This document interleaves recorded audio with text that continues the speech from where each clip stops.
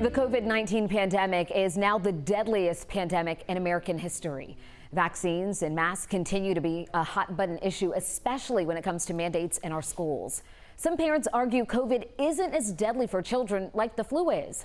To give you just the facts, our Hope Ford verifies.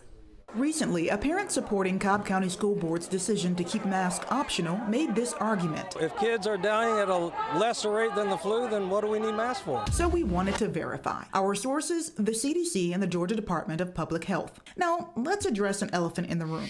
Yes, more kids have died from the flu overall because the flu's been around longer than COVID. So because the two viruses are not the same, and to make this comparison a bit more apples to apples, we're showing you the recent numbers since the pandemic began.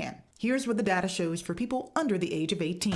In Georgia, 16 kids died from COVID. That's 0.072% of all COVID deaths in the state. 15 children died from the flu in the 2019-2020 season, making up 1.1% of all flu deaths in the state. It's a similar result when you look at the nation as a whole. And to add context, fewer people died from the flu overall in the 2019-2020 season because, as the CDC noted, pandemic precautions like hand washing, social distancing, and masks helped. So it's a twofold answer. Yes, in Georgia, there's a larger percentage of flu deaths in children, but more children died of COVID. It's hard to definitively say kids are dying at a lesser rate than the flu because we don't know how long COVID-19 will persist or the impact of the current flu season.